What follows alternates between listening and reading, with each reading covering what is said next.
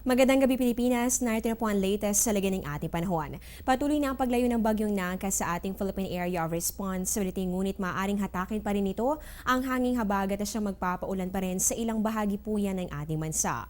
Makakaranas pa rin ng monsoon rains dito po yan sa may Ilocos Region, ganon din sa probinsya po ng Benguet at pati na rin sa Batanes, Calayan and Babuyan Group of Islands. Dito naman sa natitirang bahagi po ng Cordillera, natitirang bahagi rin ng Cagayan Valley at pati na rin dito sa probinsya naman ng Zambales at ng Bataan, inaasahan naman po makakaranas kayo ng mga paminsan-minsan o yung mga occasional rains. At para naman dito sa atin sa Metro Manila at sa natitirang bahagi po ng ating bansa, makakaranas po tayo ng bahagya hanggang sa maulap na kalangitan na meron pa rin po chances sa mga isolated thunderstorms o mga pulupulong pagkidlat pagkulog.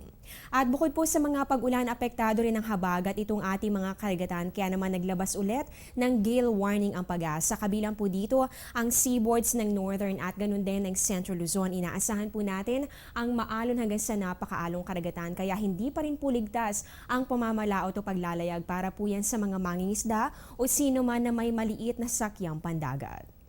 Samantala, natatandaan niyo pa ba ang bagyong Glenda na nanalasa sa bansa noong nakaraang taon? Alamin po ang mga detalye sa aming pagbabalik.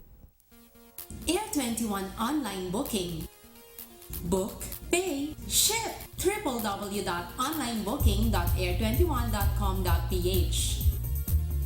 The first complete online platform for shipment booking, payment, and package pickup and delivery in selected areas in the Philippines. Another innovation by Air 21. Sagot ko, padala mo!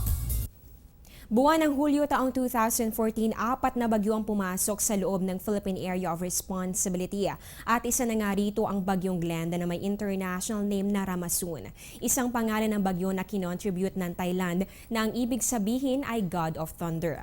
Pumasok ito ng Philippine Area of Responsibility July 13. Tinahak po nito ang Eastern Visayas, Southern Luzon at naapektuhan din po ang Central Luzon, kabilang na ang Metro Manila. Tuluyan po itong lumabas ng ating boundary noong July 17, 2014.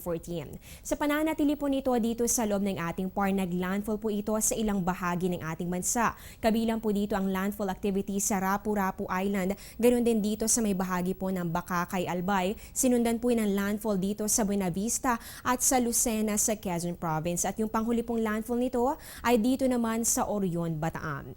Ang bagyong Glenda naman po ang ikapitong bagyo na pumasok sa loob ng Philippine Area of Responsibility noong nakaraang taon. At ngayon po alamin na po natin ang oras kaya sisikat si Haring Araw bukas. Ang ating sunrise 5:35 ng umaga at ang sunset naman ay 6:29 ng gabi. At siya po ang latest mula po dito sa Pag-asa. Abangan niyo po ang susunod kong update sa News Live. Dito pa rin po yan sa Telebisyon ng Bayan. Ako po ang inyong weather lover, Amor La Rosa, na nagsasabing ang taong handa at may nahon, kayang lagpasan ang hamon ng panahon. Magandang gabi po sa inyong lahat. Mag-ingat po kayo.